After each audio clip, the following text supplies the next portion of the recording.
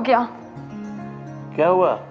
मैं खुद की कोचिंग क्लासेस स्टार्ट करना चाहती हूँ। तो इसमें प्रॉब्लम क्या है? अब पर फर्नीचर, रेंट, पब्लिसिटी, इन सब के पैसे कहाँ से आएंगे? गूगल प्ले स्टोर से टीचमिंट ऐप डाउनलोड करो, बस।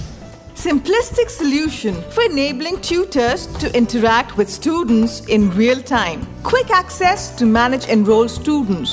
All your classroom tools in one place. Share assignments in a click. India's #1 teaching app. Teachment, आत्मनिर्भर भारत का अपना ऐप। आसान है, डाउनलोड नाउ। हेलो एवरीवन, मैं वंदना आप सभी का मोस्ट वेलकम करती हूँ अपने यूट्यूब चैनल वंदना स्टडी क्लासेस में। दोस्तों, हम लेकर आए हैं क्लास 11th की आपके प्रश्न बैंक है जीव विज्ञान का, इसका सॉल्यूशन। तो आपको इकाई 3rd का पूरा सॉल्यूशन आपको इस वीडियो में बताने वाले हैं। इसके पहले हमने इकाई 1st का और इकाई 2nd का सॉल्यूशन बना दिया। अगर आपने नहीं देखा है तो ज़रूर देख लीजिएगा, लिंक आपको डिस्क्रिप्शन में मिल जाएगा, चेक कर लीजिएगा। उसमें आपको 2 अंक की, 3 अंक की, 4 अंक की और 5 अंक की क्वेश्चन के सॉल्यूशन आपको प्रोवाइड करवाए गए हैं। इसके पहले हमने 1 वीक के पहले आपने जो सॉल्व करवाया था उसमें आपने 1 अंक की और रिक्त स्थान, उसमें जो आपकी एक वाक्य में उत्तर थे उसके सॉल्यूशन डाल दिए थे। अब जो डाल रहे हैं वो 2 अंक की, 3 अंक की, 4 अंक की क्वेश्चंस के आंसर हम प्रोवाइड करवा रहे हैं। तो आपको यूनिट बाय यूनिट सभी यूनिट का सॉल्यूशन आपको बहुत ही जल्द मिल जाएगा। तो हमने पहले और दूसरे यूनिट का डाल दिया। इसके बाद अब हम बताएंगे आपको यूनिट 3rd का सॉल्यूशन। तो यूनिट 3rd में आपके कौन कौन से चैप्टर आते हैं? 9 और 10। 9 और 10 अध्याय का आपको पूरा सॉल्यूशन आपको इस वीडियो में मिल जाएगा। तो चलिए स्टार्ट करते हैं। अगर दोस्तों ये वीडियो आपके लिए थोड़ा सा भी यूजफुल रहा है तो वीडियो को लाइक ज़रूर कर दीजिएगा, चैनल को सब्सक्राइब कर लीजिएगा और अपने दोस्तों को भी शेयर कर दीजिएगा। तो चलिए देख लेते हैं। पहला क्वेश्चन है आपका 6 नंबर का। 6 नंबर में आपके 3 अंक की प्रश्न है। 3 अंक की प्रश्न का सॉल्यूशन हम लोग देखेंगे। तो चलिए देख लेते हैं। पहला क्वेश्चन आपका दिया गया है, आरएनए व डीएनए में अंतर बताइए। तो आरएनए और डीएनए में क्या अंतर होता है, चलिए देख लेते हैं। पहले डीएनए लिखा हुआ है, फिर इसके बाद आरएनए। ठीक, डीएनए क्या होता है? डीएनए कोशिका केंद्रक में तथा कुछ अन्य सेल ऑर्गन्स में और पौधों की माइटोकॉन्ड्रिया में पाया जाता है। इसके बाद आरएनए में आपको लिखना है, आरएनए कोशिका की कोशिका द्रव्य में पाया जाता है। इसके बाद नेक्स्ट पॉइंट है, डीएनए न्यूक्लियोटाइड की डबल स्टैंडर्ड अणु होते हैं। इसके बाद आरएनए क्या होता है? आरएनए सिंगल स्टैंडर्ड अणु होता है। ये यानी कि डीएनए क्या होता है? डबल हेलिक्स होता है और आरएनए अपना क्या होता है? सिंगल हेलिक्स होता है। इसके बाद नेक्स्ट आपको लिखना है, डीएनए में जो शुगर होती है वो डीऑक्सी राइबोज होती है। इसी के कारण डीऑक्सी राइबो न्यूक्लिक एसिड का फुल फॉर्म होता है। इसमें देखेंगे आरएनए में, तो आरएनए में आपकी कौन सी होती है? आरएनए में आपकी शुगर होती है राइबोज। इसके कारण क्या होता है? राइबोज न्यूक्लिक एसिड का फुल फॉर्म होता है। तो आपको समझ में आए होंगे ये। नेक्स्ट है आपका अंतर, डीएनए अल्ट्रा वायलेट किरणों से क्षतिग्रस्त हो जाते हैं लेकिन आरएनए पर इनका कोई प्रभाव नहीं पड़ता। तो ये आरएनए और डीएनए में अंतर था। तो इसको अच्छे से आपको तैयार कर लेना है। अगर चाहें तो आप नोट्स भी अच्छे से बना सकते हैं। बहुत ही मेहनत के साथ हमने पूरे क्वेश्चन का सॉल्यूशन आपको प्रोवाइड करवा रहे हैं। तो वीडियो अगर पसंद आ रहा हो तो लाइक ज़रूर कर देना और सब्सक्राइब कर लेना। साथ में बेल आइकन का बटन क्लिक करके ऑल में क्लिक कर लेना, ताकि नेक्स्ट वीडियो इसका जब हम 4 अंकी और 5 अंकी का सॉल्यूशन डालें तो नोटिफिकेशन आपको बहुत जल्द मिल जाए। तो चलिए देख लेते हैं। ये था आपका आरएनए और डीएनए में अंतर। तो इसको अच्छे से आपको लिख लेना है और तैयार कर लेना है, क्योंकि दोस्तों आपका जो पेपर बनने वाला है वो मोस्टली आपका 100% ये मान लीजिए कि प्रश्न बैंक से ही बनने वाला है। तो प्रश्न बैंक के आपको सारे क्वेश्चंस तैयार करके ही चलना है। अगर किसी भी क्वेश्चन पर आपको डाउट है या कोई समस्या है किसी भी यूनिट में तो आप पूछ सकते हैं, हम उसका सोल्यूशन भी आपको दे देंगे। यूनिट बाय यूनिट आपको सभी यूनिट का सोल्यूशन मिल जाएगा। यूनिट 1st और 2nd का हमने दे दिया है, यूनिट 3rd अब देख लेते हैं। चलिए, क्वेश्चन नंबर 2 है। क्वेश्चन नंबर 2 क्या है हमारा? प्रोटीन क्या है, इसके प्रकार बताइए। प्रोटीन क्या होती है, इसके प्रकार कौन कौन से हैं ये आपको बताना है।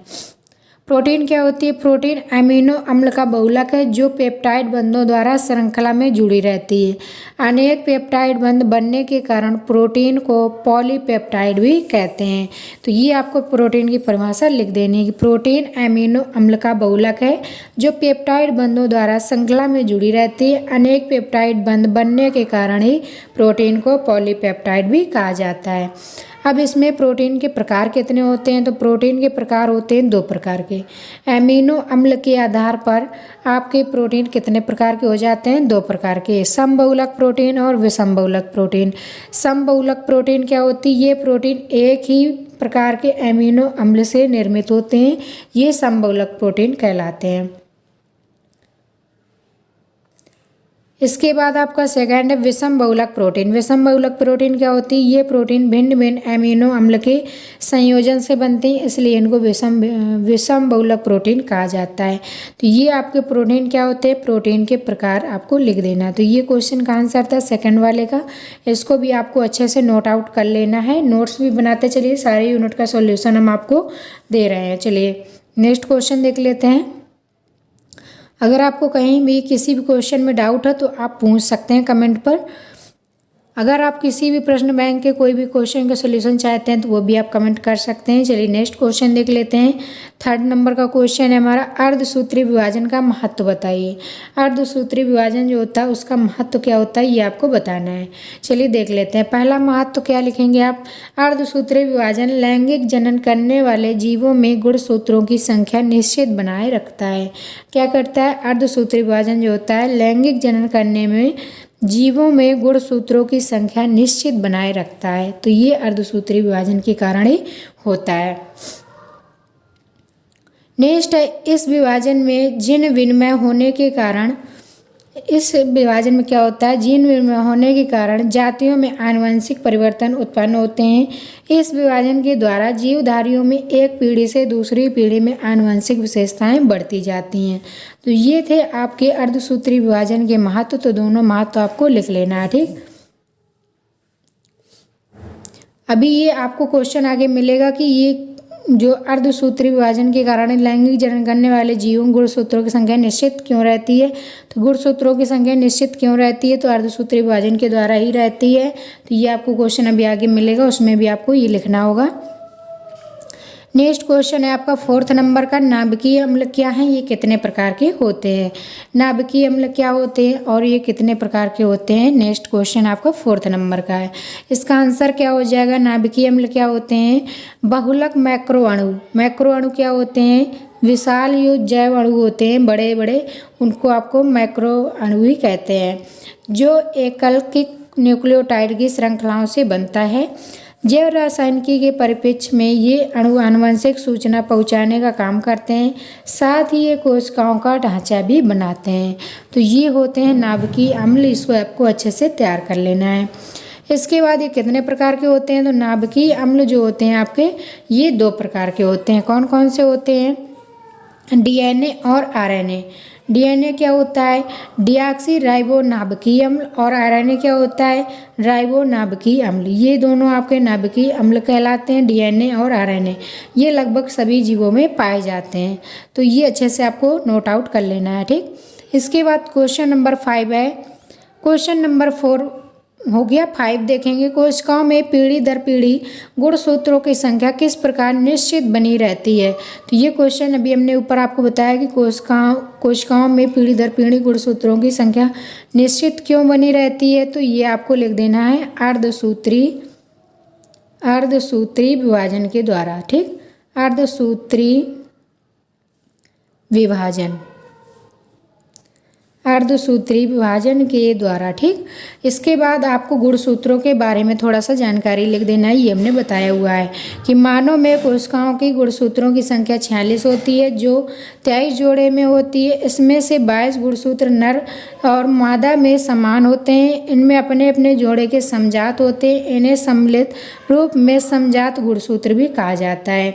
23वें जोड़े के गुणसूत्र स्त्री और पुरुष में समान नहीं होते, जिन्हें विषमजात गुणसूत्र के नाम से जाना जाता है। कोशिकाओं में पीढ़ी दर पीढ़ी गुणसूत्रों की संख्या किस प्रकार निश्चित रहती है, तो इसमें आपको इसका आंसर अर्धसूत्री विभाजन लिखना है। इसके बाद आपको ये पूरा लिख देना है, ठीक। तो ये हो गया क्वेश्चन नंबर 5 का आंसर। अगर दोस्तों अभी तक आपने हमारा टेलीग्राम ग्रुप नहीं ज्वाइन किया है तो टेलीग्राम ग्रुप ज़रूर ज्वाइन कर लें। हमने उसमें सभी आपके बायोलॉजी के फुल सॉल्यूशन की PDF प्रोवाइड करवा दी है। तो उसका सॉल्यूशन अगर देखना है तो आप वंदना स्टडी क्लासेस सर्च करेंगे, टेलीग्राम पर, तो हमारा वहाँ पर चैनल आ जाएगा। वहाँ पर आपको सभी PDF का फुल सॉल्यूशन मिल जाएगा। अगर दोस्तों अभी तक इस वीडियो को लाइक नहीं किया है तो लाइक ज़रूर कर लें, चैनल को सब्सक्राइब कर लें और अपने दोस्तों को भी शेयर करते रहें। चलिए नेक्स्ट क्वेश्चन देख लेते हैं। इसी तरीके से हम सारी यूनिट का सॉल्यूशन आपको प्रोवाइड करवाएंगे, तो चैनल पर जरूर बने रहिएगा और साथ में ऑल पर क्लिक कर लीजिएगा ताकि जब भी हम नेक्स्ट वीडियो डालें तो नोटिफिकेशन सबसे पहले आपको मिलते रहें। नेक्स्ट क्वेश्चन है आपका 6 नंबर का। 6 नंबर क्वेश्चन क्या है, सूत्री विभाजन की मध्यावस्था की विशेषताएँ लिखिए। सूत्री विभाजन जो होता है उसमें मध्यावस्था क्या विशेषताएँ होती हैं ये आपको बताना है। तो इसमें से पहला आपको लिख देना है, मध्यावस्था पर केंद्रक सूत्र तंतु की मध्य रेखा के समतल पर एकत्रित हो जाते हैं। नेक्स्ट आपको लिखना है, मध्यावस्था में प्रत्येक केंद्रक सूत्र अविभाजित की प्रतीत होता है, परंतु इसमें संदेह नहीं कि अवस्था के बहुत पहले से ही केंद्रक सूत्रों के रूप में विभाजित रहता है। ठीक, इसके बाद नेक्स्ट पॉइंट आपको लिखना है, विभाजन की क्रिया के पूर्व ही अंतराल अवस्था में केंद्रक में प्रत्येक केंद्र सूत्र अपने सदृश एक दूसरा प्रबलित बना लेता है। नेक्स्ट पॉइंट आपको लिखना है, ये दोनों सूत्र एक दूसरे के इतने समीप होते हैं कि देखने में ही ज्ञात होता है कि प्रत्येक केंद्रक एक सूत्र में एक विशेष स्थान होता है। तो ये आपको मध्यावस्था की सूत्री विभाजन की विशेषताएं हैं, इनको भी आपको अच्छे से नोट आउट कर लेना है और तैयार कर लेना है। ठीक, नेक्स्ट क्वेश्चन है आपका, प्रोटीन के कार्य लिखिए। प्रोटीन के कार्य क्या होते हैं ये आपको बताना है। तो प्रोटीन के कार्य कौन कौन से होते हैं चलिए देख लेते हैं। प्रोटीन का पहला कार्य होता है शरीर की वृद्धि एवं विकास के लिए उपयोगी। जो शरीर में आपकी वृद्धि होती है और विकास होता है उसमें प्रोटीन का बहुत बड़ा योगदान होता है। तो आपको इसमें 2-4 पॉइंट और लिख देना है कि शरीर की वृद्धि के लिए प्रोटीन आवश्यक होती है, वृद्धि और विकास में सहायक होती है। ठीक, शरीर की क्षतिपूर्ति एवं रखरखाव के लिए उपयोगी। शरीर में जो हमारी मांसपेशियां हड्डी वड्डी टूट जाती हैं तो उसकी क्षतिपूर्ति यानी सही करने और रखरखाव करने का कार्य कौन करता है, प्रोटीन करता है। ठीक, नेक्स्ट देखेंगे, शरीर में ऊर्जा उत्पादन के लिए उपयोगी। प्रोटीन से ही हमारी ऊर्जा उत्पन्न होती है, तो ऊर्जा उत्पादन के लिए भी प्रोटीन आपके लिए आवश्यक होती है। एंजाइम हार्मोन्स के निर्माण के लिए भी उपयोगी होती है। एंजाइम और जो हार्मोन्स का निर्माण होता है वो भी प्रोटीन के द्वारा ही होता है। तो ये भी आपको लिख देना है कि एंजाइम हार्मोन्स के निर्माण के लिए भी प्रोटीन उपयोगी होते हैं। नेक्स्ट पॉइंट आपको लिखना है 5 नंबर, रोग निरोधक क्षमता उत्पन्न करने में भी उपयोगी होता है। रोगों से लड़ने की क्षमता बढ़ाने में भी आपका प्रोटीन क्या होता है, उपयोगी होता है। विभिन्न क्रियाओं में सहायक होता है। जो शरीर में क्रियाएं होती हैं विभिन्न प्रकार की क्रियाओं में भी प्रोटीन आपका कार्य करता है। तो ये मोस्ट इम्पोर्टेंट पॉइंट हैं आपके। किसी भी एग्ज़ाम में अगर देख लें, MP बोर्ड हो या फिर किसी और बोर्ड की बात करें या फिर कंपटीशन की बात करें, तो प्रोटीन के कार्य बहुत पूछे जाते हैं। तो ये क्वेश्चन आपके लिए बहुत ही इम्पोर्टेंट हो जाता है, वेरी वेरी इंपॉर्टेंट है। तो इसको आपको ज़रूर तैयार कर लेना है। ठीक, ये क्वेश्चन आपका आ सकता है 100%।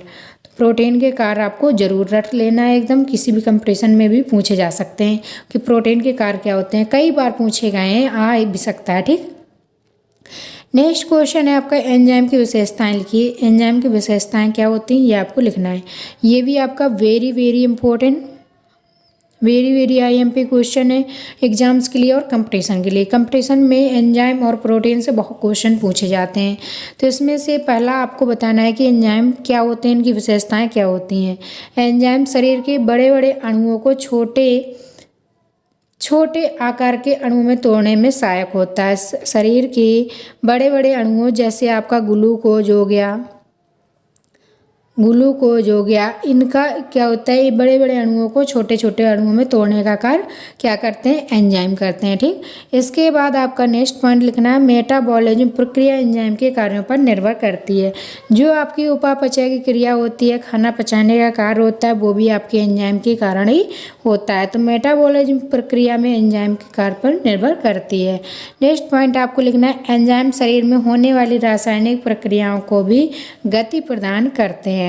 तो ये थे आपके एंजाइम की विशेषताएं और ये आपके 8 क्वेश्चन थे 3 अंक की। तो ये तीनों के 8 क्वेश्चंस के सॉल्यूशन आपको प्रोवाइड करवा दिए हमने। इसके बाद आपको मिलेंगे 4 अंक की और 5 अंक की क्वेश्चन के आंसर। तो दोस्तों अगर आप 4 अंक की और 5 अंक की क्वेश्चन के आंसर देखना चाहते हैं तो वीडियो को लाइक ज़रूर कर लें। अगर आपने अभी तक चैनल को सब्सक्राइब नहीं किया है तो सब्सक्राइब ज़रूर कर लें और अपने दोस्तों को भी शेयर कर दें ताकि उनको भी आपका बायोलॉजी का full solution unit by unit मिल सके। तो दोस्तों अभी तक अगर आपने टेलीग्राम ग्रुप नहीं ज्वाइन किया है तो वो भी ज्वाइन कर लीजिएगा। चलिए विदा लेते हैं, मिलेंगे नेक्स्ट वीडियो में, तब तक के लिए bye bye. Thanks for watching.